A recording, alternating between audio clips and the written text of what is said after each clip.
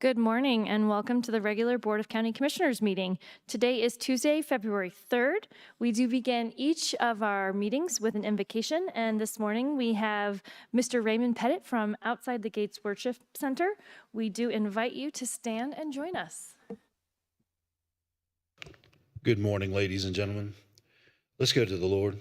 Father, we just thank you for the opportunity to come into your presence. Lord, there are so many things that are going on in this agenda, and I just pray that you'll give them wisdom as they go through these agenda items. I pray, God, that if there's anything in their life that they need your help with, that you would give them the wisdom and the direction for that. Father, we thank you for the opportunity just to be able to come and fellowship with each other and with you. We pray that you're just guiding each and every step of our lives. And Father, if there's any sick among us, we pray that you heal us. Let us be in your presence all day, all the way, Father, for the glory of the Father. We ask it in Christ's name. Amen. Commissioner Wysong, would you lead us in the Pledge of Allegiance?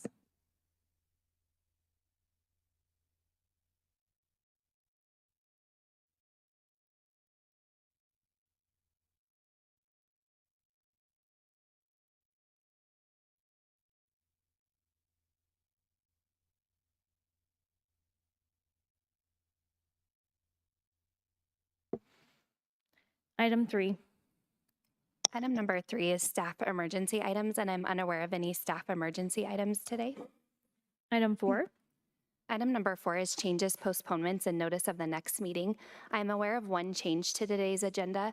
There's a request to continue item number 10 to February 17th, and that does require a motion, and the next meeting will be Tuesday, February 10th at 9:00 a.m. Okay, do I have a motion to continue item 10 till February 17th? So moved. Second. Okay, that has been moved and seconded. I will call the roll. Commissioner Wysong. Aye. Vice Chair Nelson. Aye. Commissioner Applegate. Aye. And the chair votes aye. That passes 4-0. Item 5. Item number 5 is the consent calendar, including items 5A through 5H. Okay, is there anyone here who wishes to speak on an item on the consent calendar? Seeing none, I'll bring it up here for any comments from commissioners or a motion. I'll move the consent calendar 5A through H. Second. Okay, and it's been moved and seconded. One less opportunity for any comments. Seeing none, I'll call the roll. Commissioner Wysong. Aye. Vice Chair Nelson. Aye. Commissioner Applegate. Aye. And the chair votes aye. That passes 4-0. Item 6. Item number 6 is comments by elected officials and commissioner liaison reports. Okay, do we have any countywide elected officials here today that would like to speak? Seeing none, we'll begin with Commissioner Wysong. Thank you, Madam Chair. Last week, there was the city's annual business snapshot, and then also the Urban Renewal Authority board meeting. Thursday was the Tri-Lakes Economic Development kind of luncheon, which I was able to participate in. Friday had the honor to be at Space Force Northern's activation and command assumption. This week, Pikes Peak Rural Water Authority meeting tomorrow, along with the Fountain Creek Watershed District Technical Action Committee. And then Thursday, there is a event in the late afternoon, evening at Stratton Park, southwest part of the city for fire mitigation. And then Friday is the PPACG prep. And then Monument Fire is having an open house on their new headquarters, which I'll be attending. Vice Chair Nelson. January was crazy busy, and I am grateful when I look at my calendar this week that it's not as full. And so I don't have a lot to report out other than just letting my fellow commissioners know that at the Opioid Abatement Council on last Wednesday, we had conversation around the need of our facilitation services and went through an RFP. And there was a little subcommittee that reviewed those applications, conducted interviews, and there just were not applicants that were going to be able to meet the needs of the council. And it was asked that we consider if El Paso County would help maybe stepping into this space with some of the workload that is needed to conduct this business of this council. And so conversation last Wednesday from council members around what that might look like and how it would be conducted.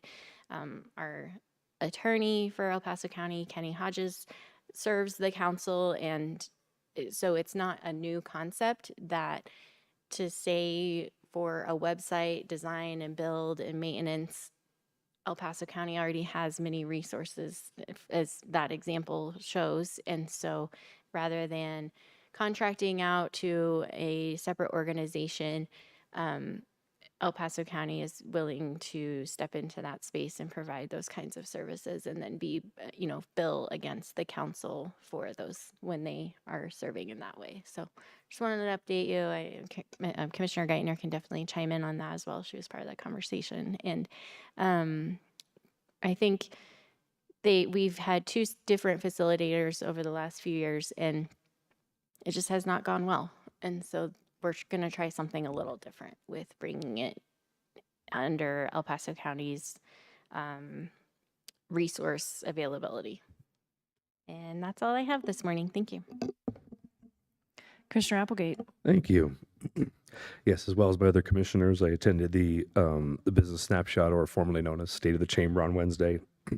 On Thursday, I attended the Front Range Passenger Rail, and I kept hearing a lot of it was the annual retreat or the biannual retreat. They do 2 a year, and it was good to meet the other people that were on the board. But I kept hearing a lot of the same rhetoric.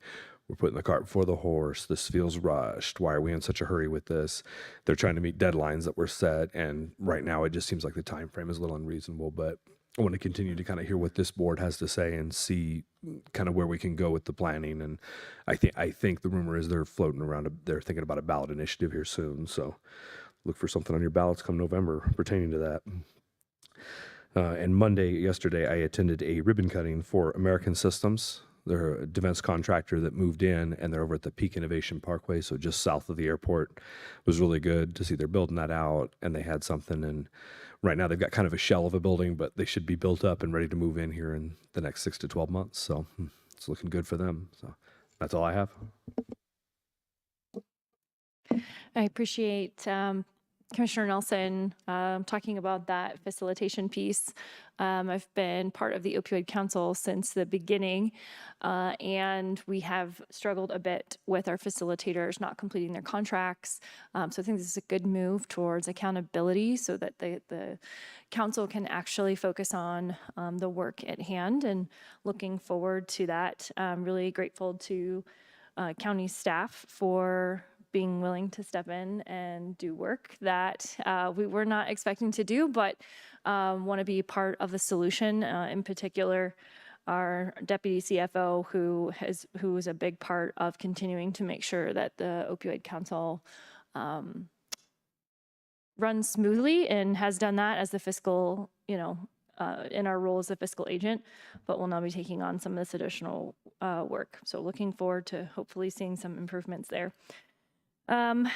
Also much less busy this week in terms of stacked meetings than has been, and looking forward to catching up on some of those other things that need to get done when we're not in back-to-back meetings.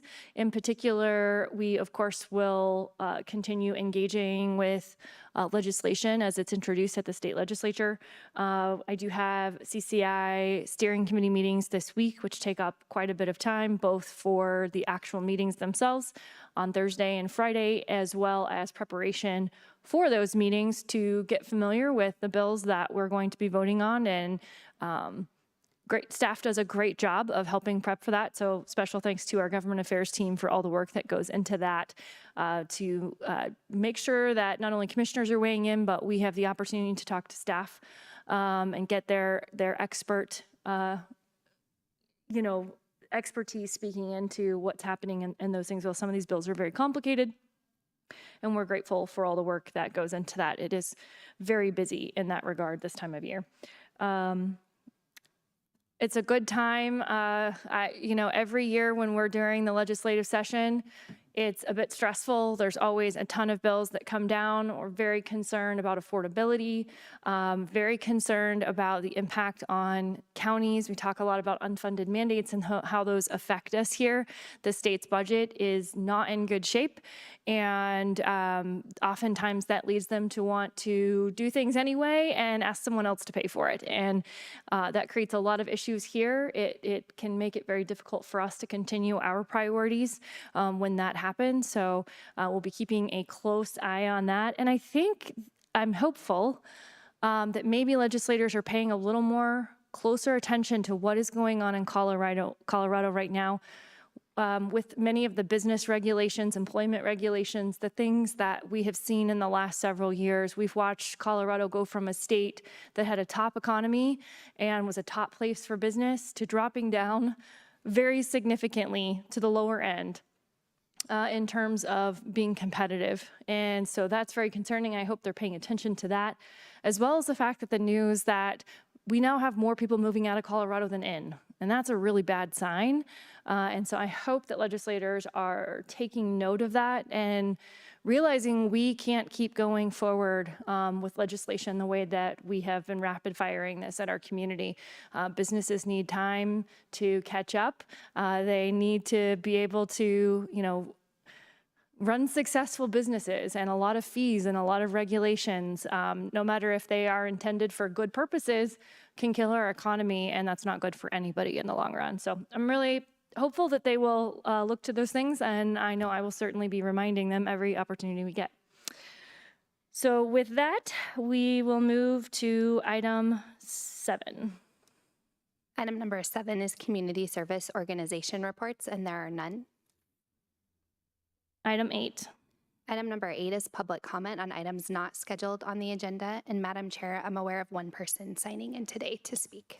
Okay, if you are here to speak, please come on down.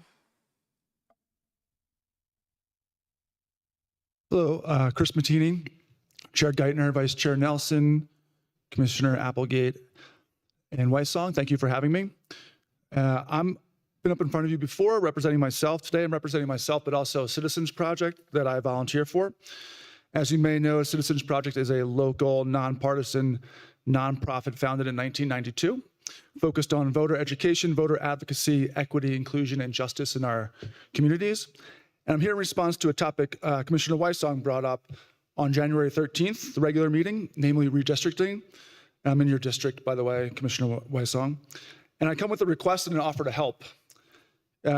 Commissioner, you mentioned a bill that's been introduced in the State House by Representative Amy Pascal, Bill HB 26-1038, which would eliminate your board's ability to conduct redistricting yourselves with oversight. As it currently stands, you have the ability to do that or outsource it to an independent third party. And this bill would eliminate the first option. You expressed some disappointment with this. I hope that's fair to say, especially in light of the fact that, in your words, the Attorney General has praised your board's redistricting process in the past. We would love to learn more about this. We see this as an excellent opportunity for not just us, but all citizens of El Paso County to learn about a process that we believe, and I suspect you all would agree, is critical to our democracy at all levels of government. It's also a contentious issue in real time because, as we know, Texas is attempting to perform a mid-cycle redistricting, which would, if completed, would trigger an in-kind defensive response from California. Both of those potential actions are concerning to us as Citizens Project, and we think it makes it even more critical that we conduct a fair and impartial process here in our county.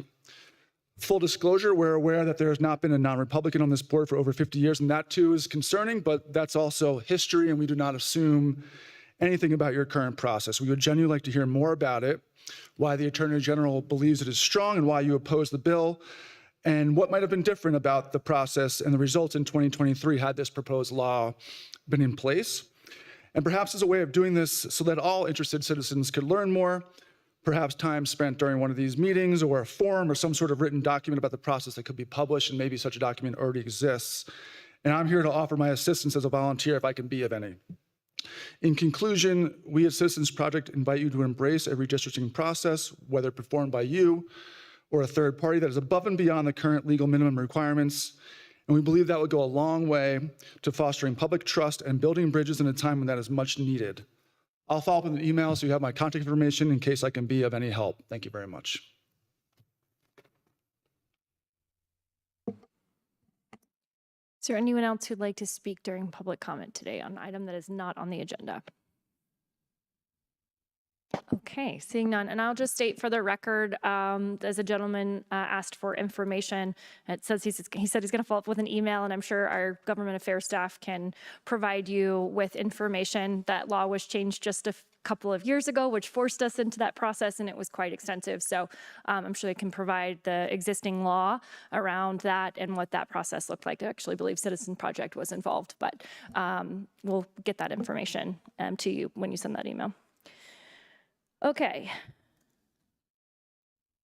Item 9 is the called up consent calendar.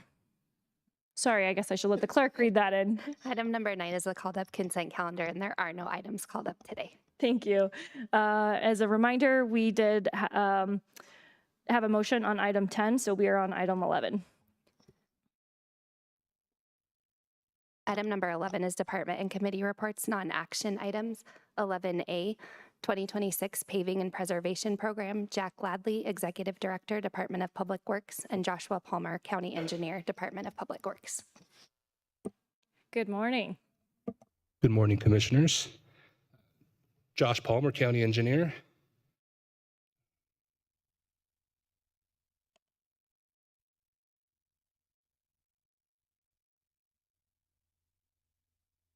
This is probably one of my favorite times of year, and I'm sure there's at least a dozen people from what I can tell in my email inbox that are very interested in what the county's plan is for the upcoming pavement season. Which roads are we going to pave? Which roads did not make the cut?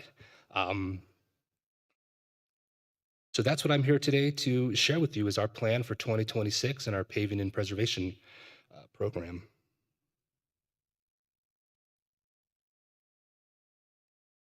So just a little bit of information on our roadway network.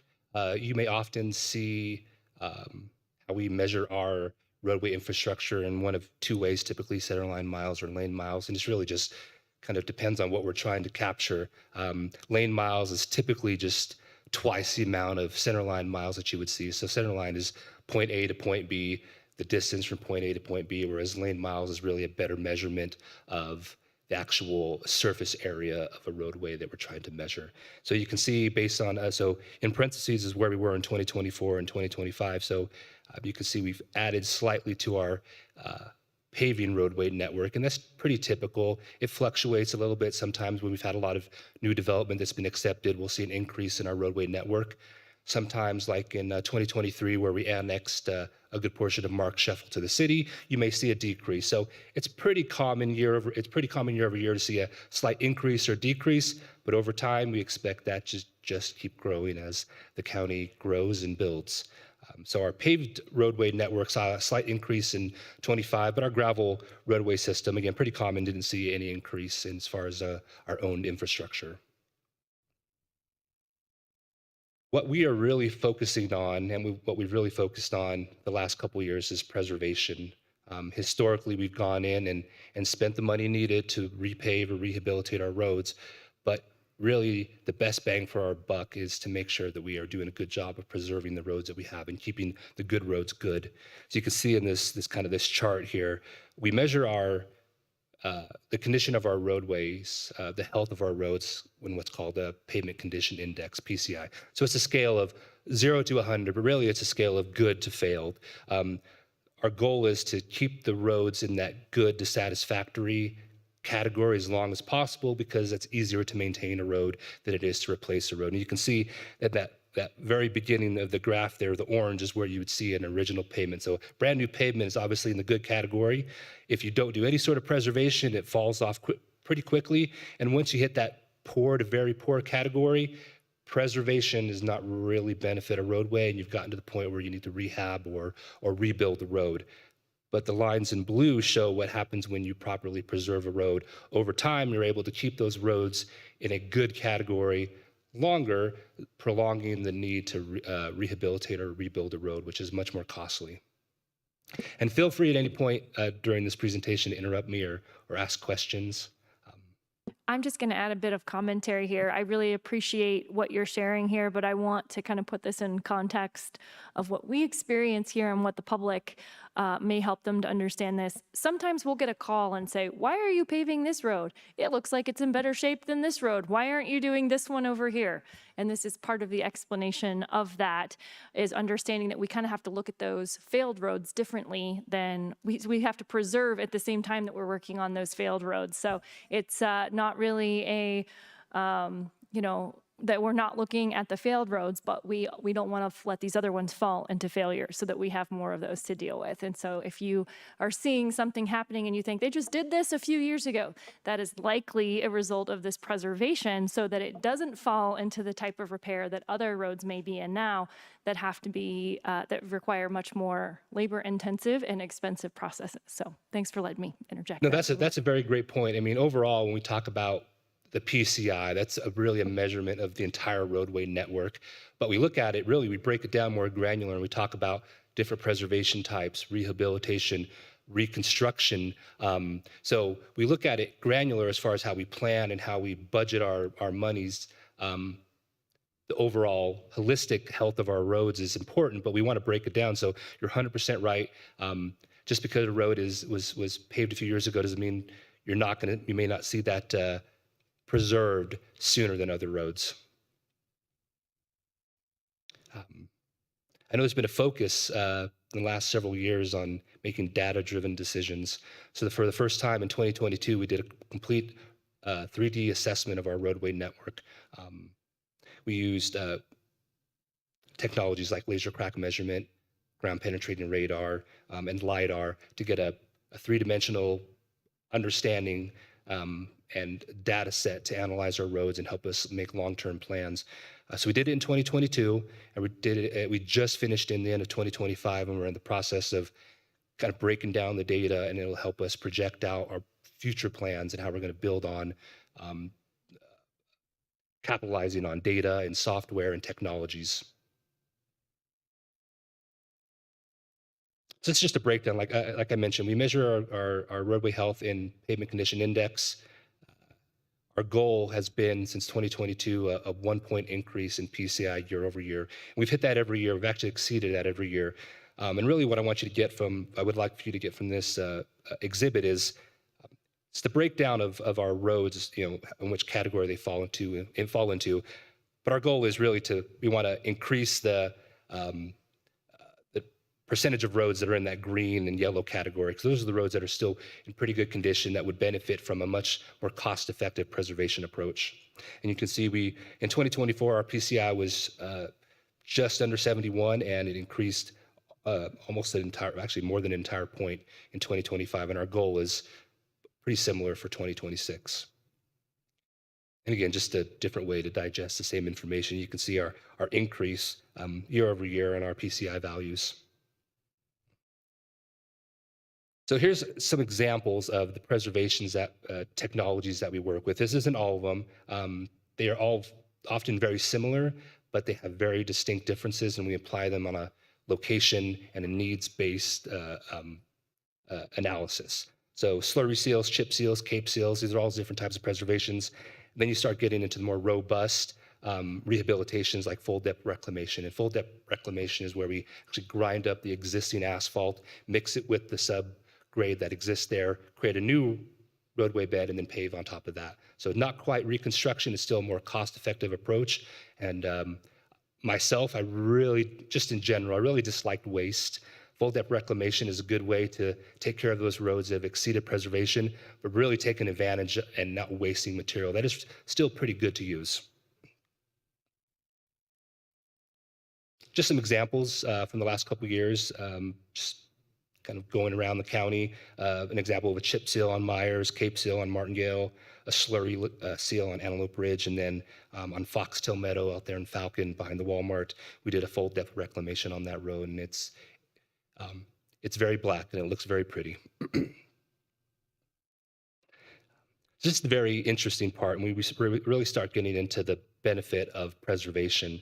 $1 spent today is worth $4 to $10 in future rehabilitation costs. And once we get into major rehabilitation or even reconstruction, it's often 14 times more expensive to rebuild the road than it is to preserve it. So by taking advantage of preservation early on in the life cycle of a road and spending a fraction of the dollars that it takes to do so, we can really extend out the life of the road and save on future costs. So without preservation, and we've seen this, we can pinpoint roads that exist in the county that really haven't seen much love as far as preservation goes. If you don't preserve a road, 20 years is about the life cycle you would expect from a road. But with proper preservation over time, 40, 50 years is not unheard of. So our goal really is to keep our good roads good as long as possible. So all this information, all this data that we collect, it's really useless if you don't have a way to properly analyze it, document it, and implement the results of the data. So like I said, 2022 was a really big year as far as our taking advantage of technology, using data. We brought on a new pavement management software, something that was more consistent industry-wide, took advantage of the pavement condition index approach. It really helps us, really puts us in a good position to analyze this data and make long-term data-driven decisions. I already mentioned our data collection. Our plan is every 2 to 3 years. We may do more than that, we may do less than that, but we really want to build on year over year, interpolate in between, extrapolate beyond that, but updating that data is really necessary. And each time we go out, we're going to look for opportunities to add to that data, to add to innovation, to add to the technology that exists, because we know technology evolves very quickly. So what exists now may not exist in a few years. It may be way more robust in a couple of years. So we're always going to look for opportunities to take advantage of technology that exists. Really, though, for all of our plans and all of our good faith efforts, it really comes down to how much money do we have. The more money we have to spend, the more we can get done. We've been very fortunate over the last 4 or 5 years, combination of additional funding requests, one-off programs like ARPA, our PPRTA program, which has been very successful, going on 22 years now, of providing us the money that we need to really make a significant difference. And our plan for upcoming years, what we're going to start this year, hopefully implement it in 2027, it's kind of a coordinated multi-year maintenance program. So if you were to look at a map of our paving efforts now, it's kind of scattered across the county. It's somewhat intentional. We want to make sure that it's representative of where people live, but we want to be much more deliberate.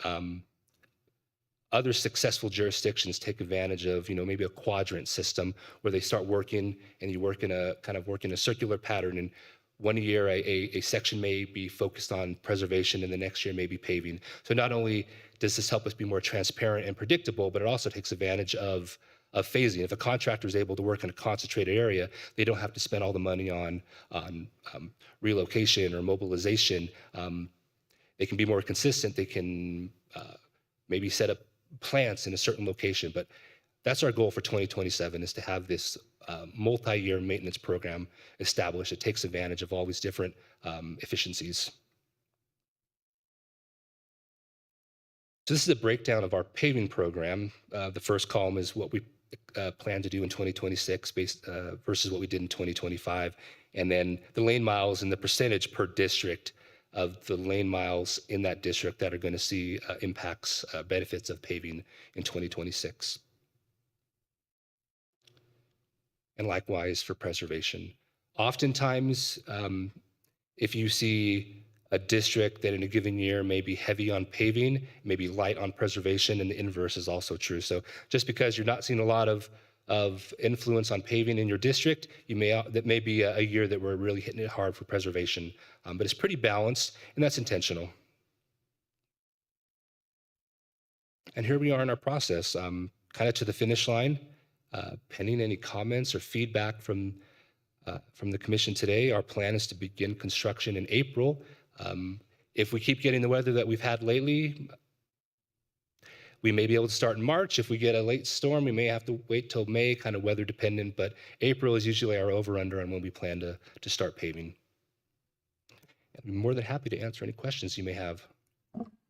Commissioner Weissong. Thank you, Madam Chair. Quick question going back to slide 4.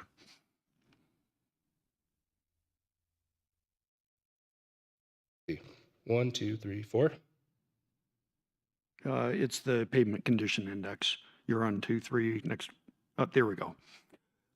So the PCI value, and I apologize, I was unable to attend your presentation to the board during the informal. 2019, that was just your own visual inspection, correct? Yes, so we had a pavement software that we used at the time. It was proprietary. It used something called the pavement quality index.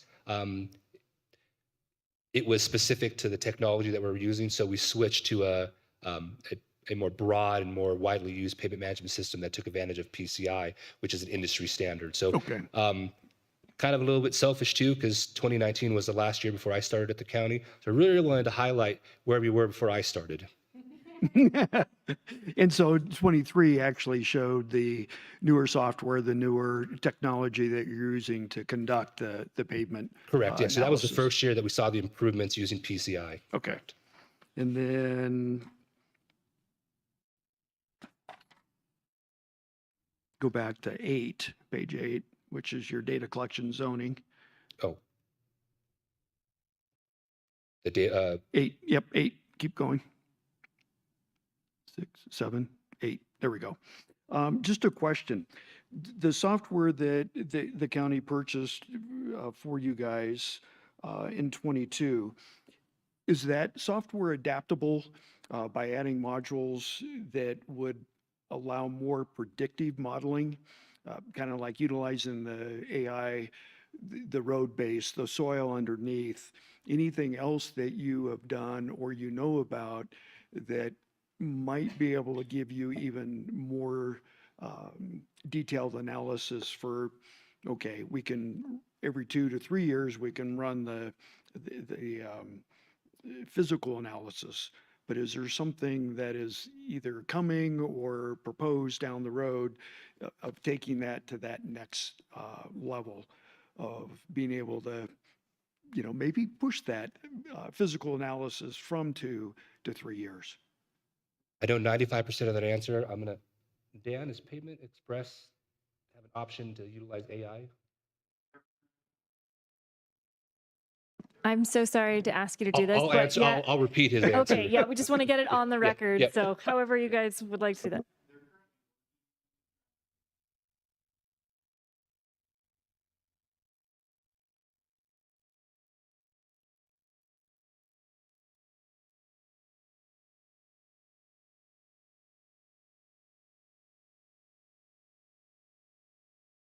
So to repeat Dan's answer, so AI, not quite yet. They're working on it, but so all the information, all the predictability, and all the modeling that we get out of that program is based on hard data that we input.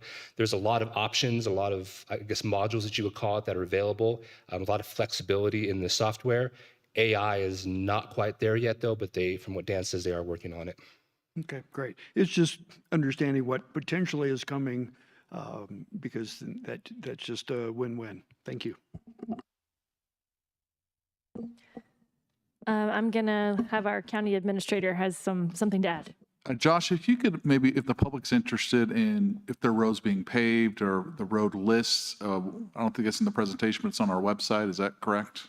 Correct, yeah. So we'll upload the presentation. We'll also upload the list and the map, and we have an interactive map that will show which road will be receiving what type of treatment, the general expected schedule, contact information. So you'll know if you'll be able to see a list of if your road is made the cut, and also the interactive map that'll show actually when it's going to be paved or sealed or anything like that. That's available on the website, correct? I'm looking at the website, under road projects or pavement quality. Do you know where exactly? Our website, there's so many things, so many Correct. places. So there, I know we're going to be putting out a press release that'll have a link to the direct page. Okay. I know it's difficult. Sometimes it's difficult for myself. Sometimes I have to Google my own information. So it's difficult. I know we are actually working on that Yeah. to make it more intuitive and easier to find information. Great. But yes, if you go to our DPW page, I think you're 2 or 3 clicks away from finding the information. Okay.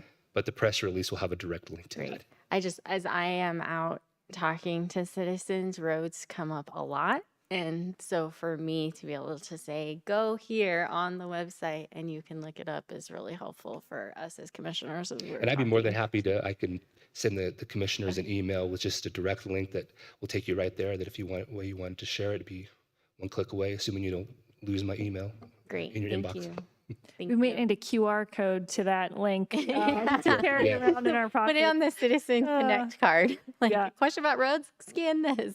There you go. Because it is a hot topic for sure. And I'm really grateful for this presentation and excited that now I can have some answers when I'm talking to people about their roads. And my district resides mostly within city limits, but there are a few county roads. And so it's good to have answers for those small amount of county roads that I am responsible for as the representative commissioner. Thank you. There is one thing I skipped over and I wanted to highlight. So on this last slide here, that bubble at the bottom, the most predictable source of revenue that we have is from PPRTA. Pretty consistent, about $12 million a year we can expect to be able to apply towards our paving and preservation program. Fortunately, in recent years, we've been successful in coming to the board and asking for additional money. So you can see the breakdown there, $12 million from PPRTA. We have gotten approved to revise the budget, a consistent revision to the budget to have an additional $5 million in our road and bridge budget to apply directly to paving. But at least from 2026, the board graciously approved an additional $7 million to go towards roads. So our plan, at least for the next 5 years, to achieve that 1 point increase in our PCI, it's going to take about $24 million a year. And in the past, we offline and online, in the back of our mind, we always have those scenarios. What if this funding source goes away? What if tax revenue drops? And we have all those scenarios worked out. We are optimistic that we will continue with this level of funding, and that was what our plan is. But we do have scenarios in place and plans in place to really take advantage as best we can based on actual budgets. Commissioner Weissong? Thank you, Madam Chair. Just one quick question, back up one slide. Under 2025, the numbers in parentheses, is that you pulled those amount of lane miles out of the program, or did they get annexed, or? That's just a comparison. So it shows what we did that's actually what we did in 2025. Oh, okay. Yep. So in 2025, for District 1 example, we did 36 lane miles of preservation.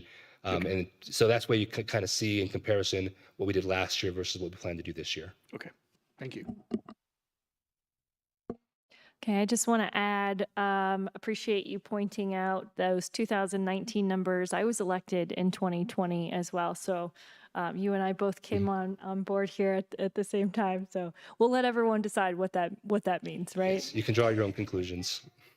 But I really do appreciate this presentation, the transparency to our community. That obviously is very key to what we're trying to do here with those PCI numbers and making a goal. We want the community to be able to see that we are making progress on what we said we're going to do. These aren't just, we're not just throwing them out there and hoping for the best. This is very data driven. There is a plan in place. And that by adding and prioritizing this for our community with those dollars, that we are making headway to what we can truly point to progress. Would you go back to the graph of the PCI? One? Sorry, the pie chart is really what I meant. Okay, there we go. Yeah, right there. I just wanted to point out, when you look at the green and the yellow there, that's the majority of our roads, a vast majority of our roads. We know we still have work to do, but that is the very majority of our roads that are in good condition. And one of the things that we've talked about over the years is we're never going to get everybody into bright, that dark green color, because that's not the most efficient and fiscally responsible thing to do. In the same way that every year I don't paint my house. Every year I don't replace everything in my house. We can't have everything brand new all the time. There's a life cycle to it. And so we want to keep it in good condition, but we also have to be aware of the fact that everything is never going to be brand new. And so that dark green to that yellow area is I think where we're aiming and slowly trying to eat away at that pink and red. And so this is very encouraging. And I also wanted to point out, you mentioned some of the one-time money. This is something that is so important. And I keep talking about the state budget and the things that are happening, but good governance relies on utilizing one-time money responsibly. That's something that I think we have done well here at the county and that I'm very proud of. I want citizens to know when we had that one-time money come in, we didn't put it for ongoing costs that we weren't going to be able to continue over the years and then say, gosh, we have a huge deficit. And that's what you're hearing so much about the state budget, other locales that are dealing with that. Even if you thought, hey, this was a good thing to do with it, it was not sustainable. And so this is one of those areas that we could put one-time funds in to work on projects. And so the way that money was utilized was very specific. In addition to helping other small municipalities deal with one-time infrastructure issues, which we were really happy to do, and help deal with some of those bigger problems that were, again, not ongoing costs, big one-time projects that we could help with. So really proud of the work that we have done there, and really grateful for your leadership. Obviously, the county administrator, Jack Ladley, just night and day from 2020, or 2021 really when I started, to where we are today in terms of being transparent with the public, showing the plan, and showing how we are meeting what we said that we would meet. So I'm grateful for this presentation and look forward to continuing to share with our community the progress that we're making. Thank you. Okay, any other questions or comments from commissioners at this time? Commissioner Applegate. I was just going to say thanks for the work you did on Myers Road. So I was getting an earful about that. So no, but I appreciate it, Josh, Jack, all you guys' hard work, DPW in general, doing the Lord's work, man. They're out there in the unincorporated areas and they're paving, they're filling potholes, they're doing what they can to maintain our roads. So sure appreciate it. Okay, item 12. Item number 12 is the addendum, and there are no addendums today. Item 13. Item 13 is the executive session, and there is no request for executive session. Okay, with that, we've come to the end of this agenda. This meeting is adjourned.